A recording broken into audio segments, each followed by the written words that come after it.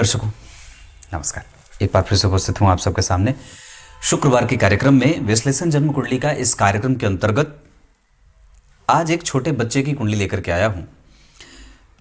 इनका नाम, ये कुंडली आई है यूएसए वाशिंगटन किर्कलैंड, ये कोई जगह है अमेरिका में, वाशिंगटन से आई है। इनके पिता ने इनकी कुंडली भेजी है। 14 अक्टूबर 2023 को इनका जन्म हुआ सुबह 6 बजे। और इनकी कुंडली में जो मेष राशि में आप लोग गुरु और राहु देख रहे हैं वो 30 अक्टूबर को राशि परिवर्तन उनका हो चुका था। मतलब गुरु ने अपने आप को मेष में ही रखा था पर राहु मीन राशि में आ गए थे 30 अक्टूबर को। पर इनका जन्म 14 अक्टूबर 2023 को हुआ है। पर 14 अक्टूबर 2023 को कृष्ण पक्ष की अमावस्या तिथि थी और कृष्ण पक्ष के अमावस्या तिथि के चंद्रमा बिल्कुल ही ब्लैक मून होते हैं और इसका एक नेगेटिव प्रभाव जो होता है वो कई बार व्यक्ति के स्वास्थ्य पे पड़ता है। और इतना ही नहीं, कई बार उसको मानसिक रूप से भी थोड़ा बहुत अशांत होते देखा जाता है, या हमें फिर उसके विचारों को बहुत ही गंभीरता से पढ़ने की आवश्यकता होती है। आप या फिर ऐसे भी कह सकते हैं कि कृष्ण पक्ष के अमावस्या के चंद्रमा पापक होते हैं और पापक ग्रह के चंद्रमा व्यक्ति को मानसिक रूप से और आर्थिक रूप से भी और साथ ही साथ स्वास्थ्य के रूप में भी परेशान करते हैं, स्वास्थ्य से भी, शारीरिक। ये कुंडली कन्या लग्न की है, लग्न में ही लग्नेश बैठे हैं, इस वजह से व्यक्ति की आयु अच्छी होगी। लग्न में चंद्रमा भी अच्छे होते हैं, लग्न में सूर्य भी अच्छे होते हैं, पर लग्न में अमावस्या दोष का कोई खास असर वैसे होता नहीं है। मतलब वो निगेटिव नहीं होते उतने।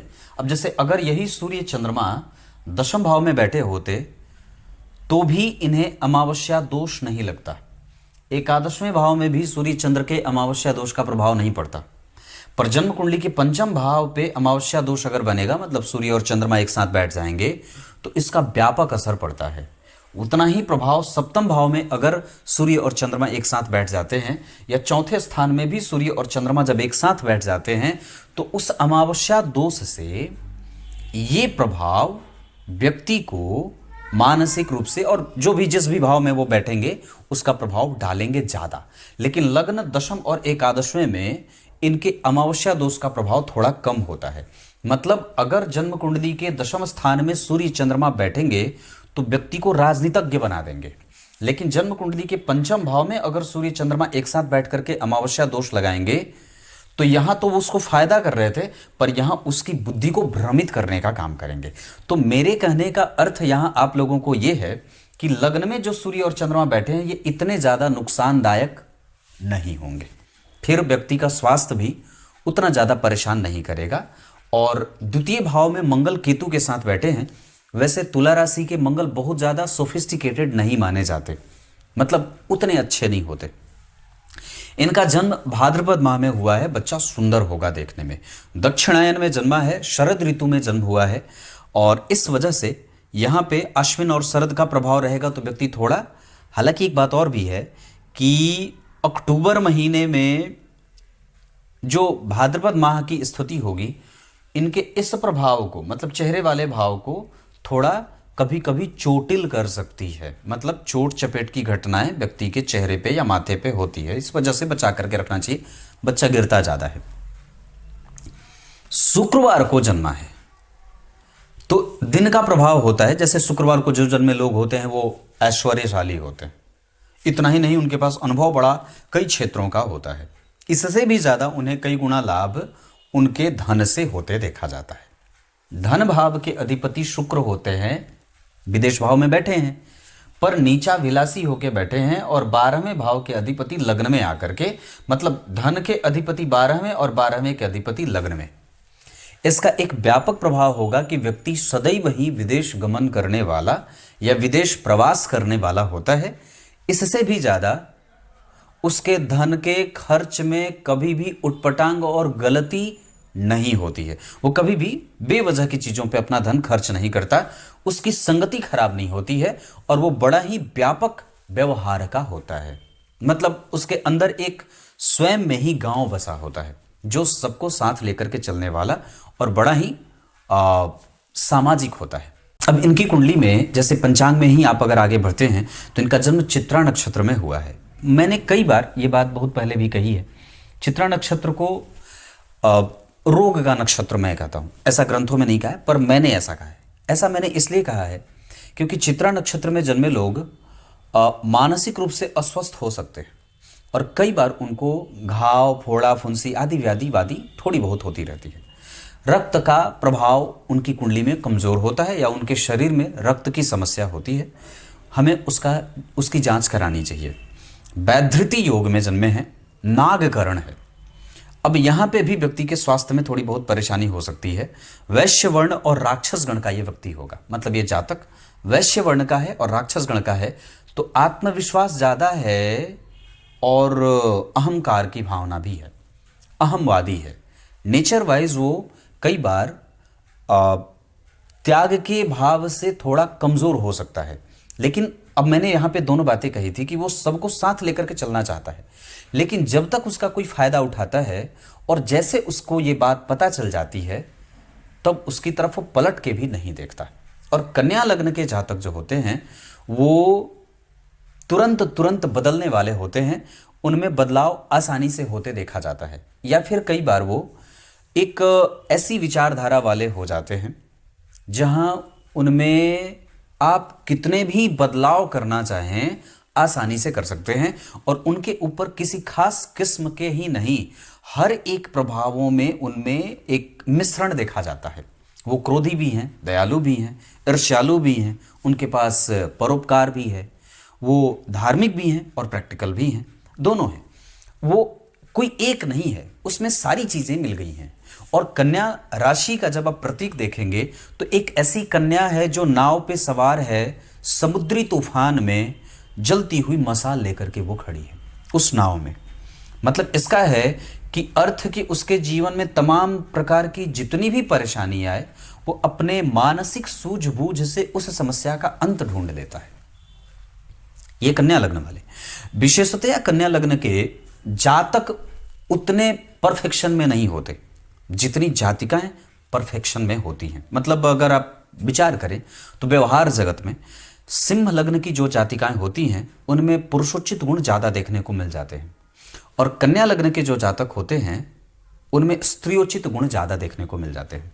मतलब अब वो ममतामयी भी हैं और कई बार वो एक ऐसे व्यक्ति के तौर पे अपने समाज में अपनी प्रतिष्ठा कायम करते हैं कि वो सबका पालक है, सबका पोषक है।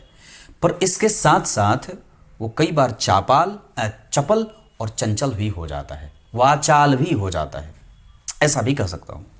उनमें हंसी ठिठोली, जहां भी रहना वैसे लोगों को हंसाते रहना प्रवृत्ति होती है उनकी। तो ये कन्या लग्न की एक अच्छी खासी बात होगी।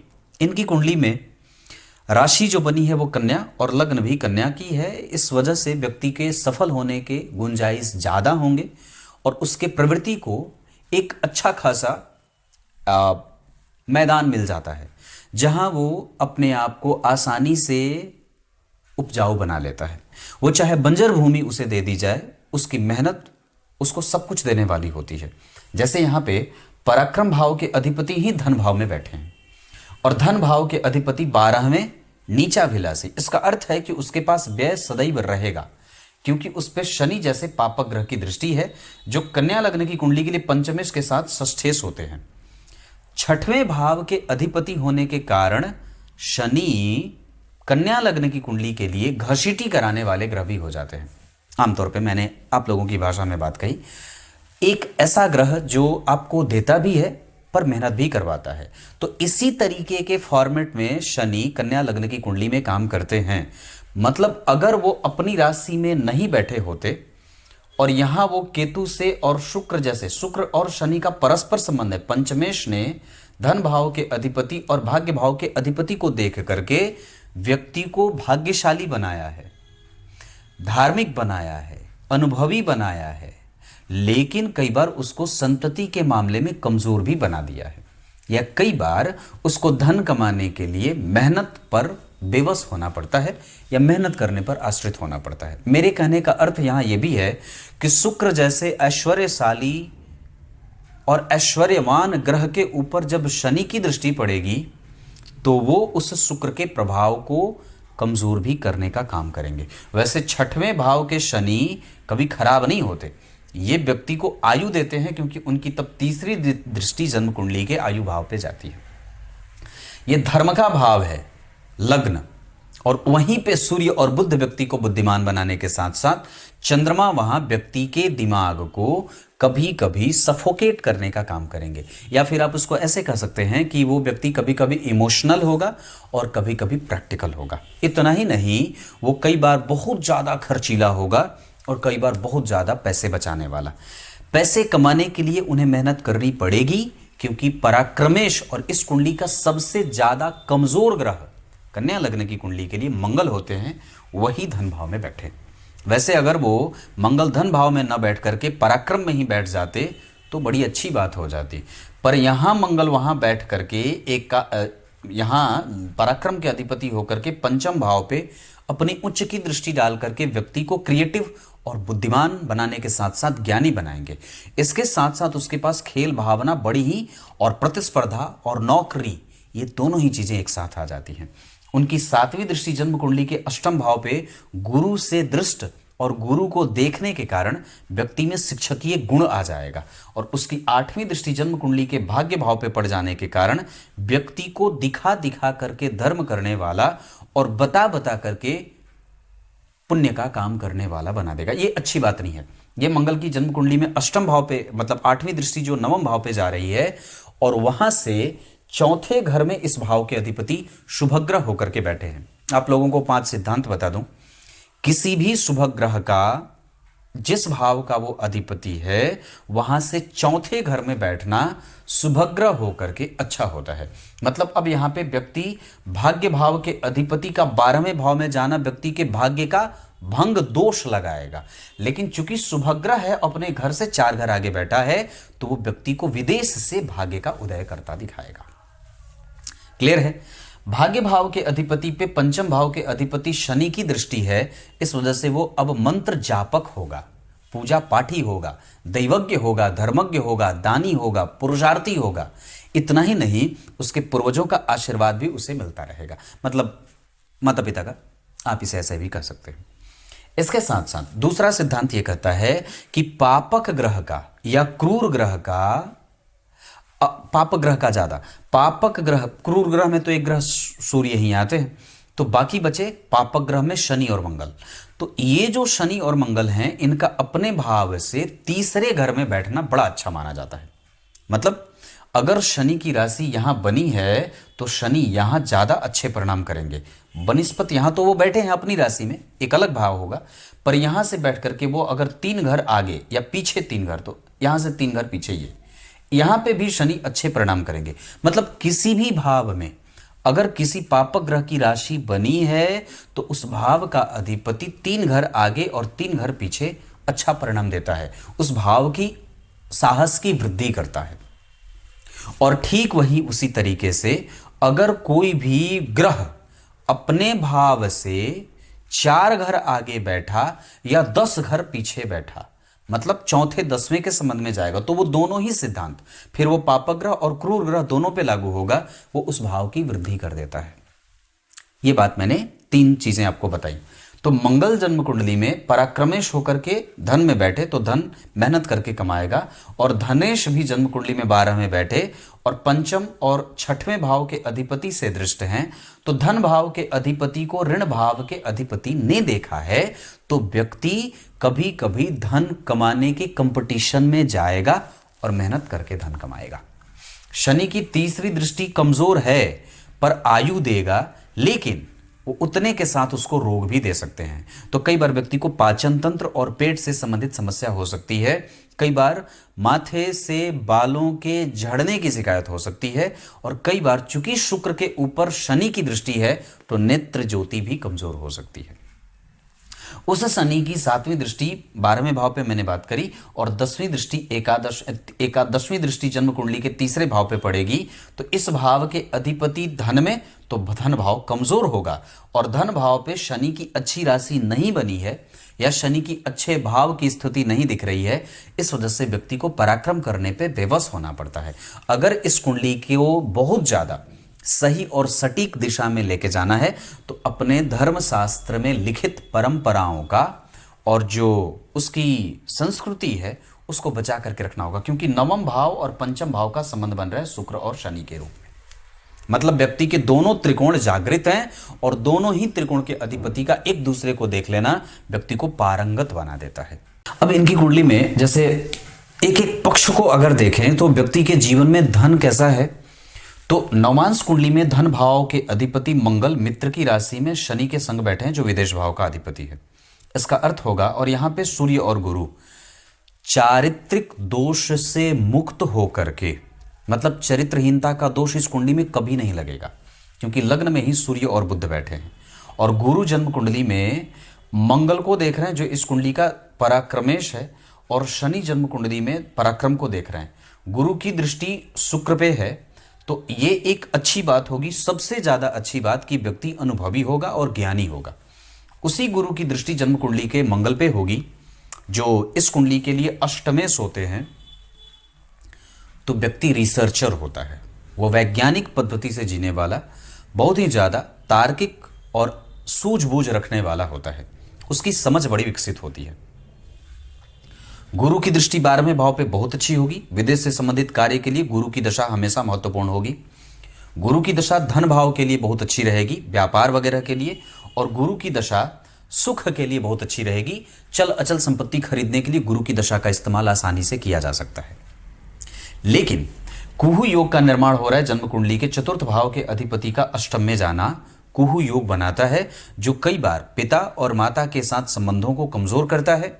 इस वजह से चूंकि विदेश में ऐसी बातें मैं भी सुनता हूँ, आए दिन मेरे पास कुंडलियाँ आती हैं, हमेशा रोज दिन तो एक कुंडली दो कुंडली देखता हूँ विदेश की, तो उसमें ये बात लोग कहते हैं कि पंडित जी विदेशों में बच्चे जो होते हैं वो बहुत ज़्यादा जल्दी बिगड़ जाते हैं, और चूंकि ऐसा कानून है कि आप उन्हें बहुत ज़्यादा प्रेशराइज नहीं कर सकते, तो आमतौर पर जो वहाँ के माता पिता होते हैं वो 10-12 साल के बाद अपने बच्चों को कोशिश करते हैं कि वो भारत आ जाए और कुछ दिन रहे, या बचपना उसका जो है वो भारत में बीते और फिर उसके बाद वो बाहर जाए, मतलब टीन एज के बाद, ताकि बिगड़ने का जो भाव है वो खराब ना हो और कमज़ोर ना हो।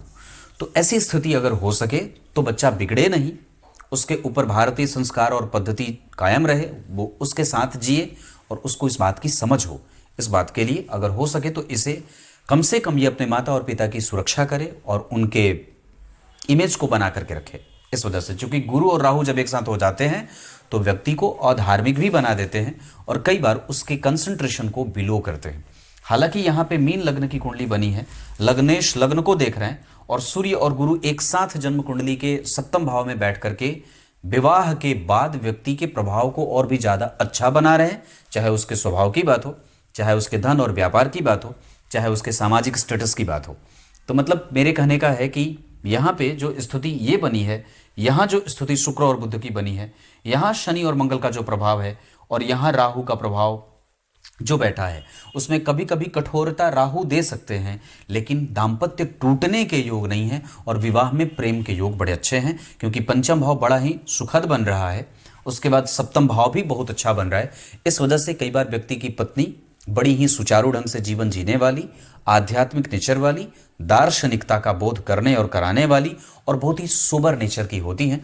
बहुत ज़्यादा अच्छा दाम्पत्य बीतता है जब जन्म कुंडली के सप्तम भाव में दो परम मित्र ग्रह एक साथ बैठ जाते हों और जन्म कुंडली के सप्तमेश पंचम भाव से संबंध बना लेते हैं। ऐसी अवस्था कभी कभी खटपट देती है, पर मैं उसे बिल्कुल भी खराब नहीं कहूँगा, क्योंकि केंद्र में गुरु बैठ करके दाम्पत्य को बहुत ज़्यादा नर्चर करते हैं और ठीक रखते हैं। मेरे कहने का दूसरा अर्थ यह भी होगा कि जन्म कुंडली के नवांशा चैप्टर के 10वें स्थान में शनि और मंगल का प्रभाव व्यक्ति के सास ससुर के साथ संबंधों को कभी कभी दोयम दर्जे का दिखाता है, लेकिन चूंकि उनकी चतुर्थ भाव पे दृष्टि कभी कभी घर में कलह का वातावरण और प्रोफेशनलिज्म देने का काम करती है। दशमांशा कुंडली में लग्न के अधिपति का 6वें में जाना, नौकरी करने वाला, और पंचम स्थान में मंगल और बुध का मित्रवत होकर के बैठना। और गुरु जन्म कुंडली में तुला के बैठे हैं, अगर कल को व्यक्ति चाहे तो अपने खुद का बेरोजगार ना होकर के खुद का रोजगार भी स्थापित कर सकता है। और इसमें इनकी कुंडली 100% उनके साथ खड़ी रहेगी, क्योंकि दशमांसा कुंडली में गुरु तुला के बैठे हैं और लग्न के अधिपति 6वें भाव में जा रहे हैं। आरंभ में व्यक्ति को थोड़ी बहुत दिक्कत होगी, इस वजह से हमें शुरू से ही उस पर बहुत ज्यादा ध्यान रखने की बात होगी कि उसका करियर कहीं भी डिरेल ना हो और गड़बड़ ना करे। इसके साथ मैं एक बात और कहूंगा कि जब कभी भी दशमांसा कुंडली के लग्नेश 6ठे में, 12वें में या 8वें में चले जाते हैं तो उसके इनिशियल स्टेप को, जातक को जब कभी भी आरंभ में करियर को देखना पड़ता है तो थोड़ी बहुत गड़बड़ी होती है, उस पर हमें खासा ध्यान रखना होगा। क्योंकि यहाँ पे गुरु राहु के साथ है, इस वजह से ससुराल से संबंध खराब ना हो। और यहाँ पे केतु बैठे हैं, सप्तम भाव तो बहुत अच्छा बैठा है। मैं दाम्पत्य के मामले में इस कुंडली को कभी खराब नहीं, पढ़ने पढ़ाने वाली कंप्यूटरीकृत शिक्षा से प्राप्त होने वाली पत्नी मिल जाती है। वैसे इस कुंडली की जो सबसे अच्छी बात है वो उस कुंडली का नवांशा है, क्योंकि दशम स्थान में शनि और मंगल का बैठना भी खराब नहीं होगा और उन्हें प्रैक्टिकल बनाता है, ज्ञानी बनाने के साथ साथ बहुत ही सूझबूझ से अपने किसी भी निर्णय को लेने वाला बना देता है। सूर्य चित्रा नक्षत्र में बैठे हैं, नक्षत्र की बात कर लूं 26 डिग्री के हैं, ढलान पे हैं, इस वजह से हमें अपने आत्मविश्वास और पाचन तंत्र को ठीक रखना होगा। मतलब दोनों पे ठीक, आपने जो निर्णय लिया है वो बिल्कुल ठीक है। आपका ये समझ जब आपके साथ खड़ा हो जाता है, जब ये आपकी जो बात है कि आपने ये बात की है और बिल्कुल आपने ही की है, उसमें आपका आत्मविश्वास अगर आपके साथ खड़ा है तो आप कभी हार नहीं सकते। चंद्रमा जो है वो चित्रा के हैं 24 डिग्री के, हमें अपने पाचन तंत्र को यहां भी ठीक रखना है, रक्त प्रवाह प्रभावित ना हो और कभी भी ऐसा ना लगे कि मैंने कुछ गलती की है, और अगर गलती की है तो उसको आपने कितना स्वीकार किया है। ये कई बार सूर्य चंद्र व्यक्ति को ऐसा बना देते हैं कि व्यक्ति जिद्दी हो जाता है या हठी हो जाता है या अपने ही बात को वो रखने वाला होता है, तो ऐसा ना हो, इसका ध्यान रखना होगा। मंगल का प्रभाव इनकी कुंडली में ठीक है, पर वो व्ययशीलता और कई बार क्रोध और जिद्द स्वभाव में और वाणी में कभी कभी कर्कशता और कठोरता दे देते हैं, तो वो ना हो, इसका भी ध्यान रखना होगा। मतलब हमें बजरंगबली की पूजा करनी चाहिए, माता सरस्वती की पूजा करनी चाहिए, लक्ष्मी की पूजा करनी होगी, पार्वती जी की आराधना करनी होगी। इसके साथ साथ व्यक्ति को शिव जी की उपासना भी करनी चाहिए। अगर हो सके तो पूर्णिमा के दिन बच्चे को मीठी खीर खिलाएं तो ज़्यादा बढ़िया रहेगा। बुध का प्रभाव इस कुंडली में व्यक्ति को प्रैक्टिकल और साथ ही साथ बहुत ही इनोवेटिव बनाता है और खेल भावना से युक्त बनाता है। मंगल का बुध से दूसरे भाव में जाना व्यक्ति को हाजिर जवाब बनाता है और चंद्रमा के साथ बुध का लग्न में बैठना व्यक्ति को इमोशनल बनाता है।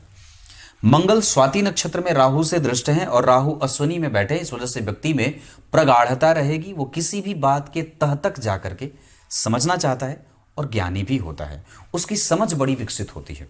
बुध का प्रभाव व्यक्ति को ठीक रखेगा।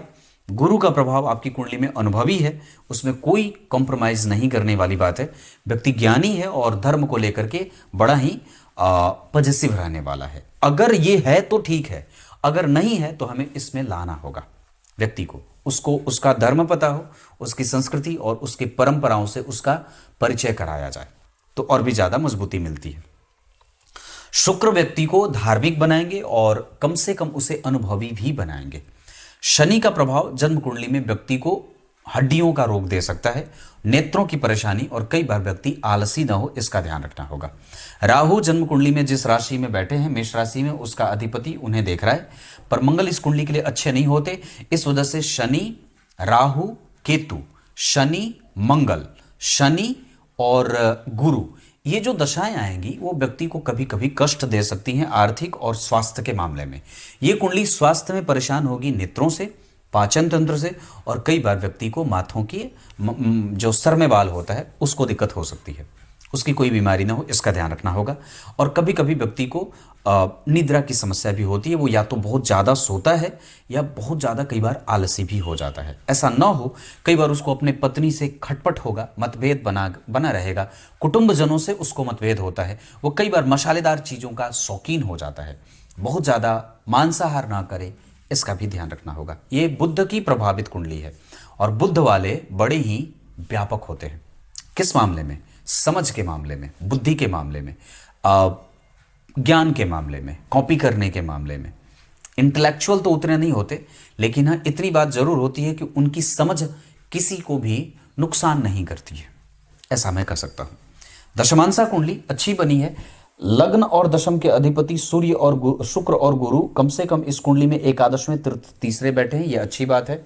मंगल के साथ बुध का होना व्यक्ति को खेल के क्षेत्र में भी करियर में लेके जाया सकता है।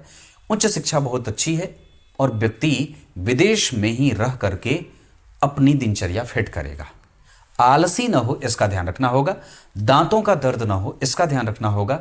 पाचन तंत्र के साथ व्यक्ति को नाभि के नीचे के क्षेत्र में कोई बीमारी ना हो इसका ध्यान रखना होगा। और किसी भी स्थिति में मांसाहार बहुत ज्यादा इस कुंडली को नुकसान कर सकता है। सूर्य को अर्घ इस कुंडली के लिए बहुत ज्यादा आवश्यक है।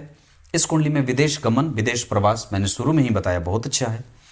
इस कुंडली के लिए नक्षत्र सदैव से हस्त बहुत अच्छा रहेगा, भरणी, उसके साथ साथ आश्लेषा भी कुछ काम के लिए बहुत अच्छा है, स्वाति बहुत अच्छा रहेगा, इसके साथ पुष्य और चित्रा ये सब नक्षत्र अच्छे रहेंगे। इस कुंडली के लिए अंक सदैव से ही 7 बहुत अच्छा रहे। दिशा इस कुंडली के लिए उत्तर और धन कमाने के लिए कम से कम इस कुंडली के लिए पूरब की दिशा बहुत अच्छी रहेगी जन्म स्थान से। विवाह अगर करना हो तो मकर और वृषभ की जातिकाएं, इसके साथ साथ सिंह और कन्या की जातिकाएं और कर्क की जातिकाएं बिल्कुल ठीक रहेगा। विवाह की दिशा पश्चिम, इस कुंडली के लिए शनि बहुत अच्छे बैठे हैं। इस कुंडली के लिए मंगल थोड़े ठीक नहीं है, मेहनत करवा करके धन देंगे और कई बार छोटे भाई बहनों के साथ भी व्यक्ति का पार्टनर बड़ा अच्छा बन जाता है। वैसे जन्म कुंडली के सप्तम भाव को पापकर्त्री लगा है, प्रेम विवाह ही करने का योग ज्यादा बना है क्योंकि यहां भी सप्तम भाव के अधिपति पंचम में बैठे हैं शुक्र के साथ। व्यक्ति प्रेम को तवज्जो देता है और उसकी प्रामाणिकता उसके पास होती है। ये व्यक्ति कठोर बोलने वाला ना हो जाए इसका ध्यान रखना होगा।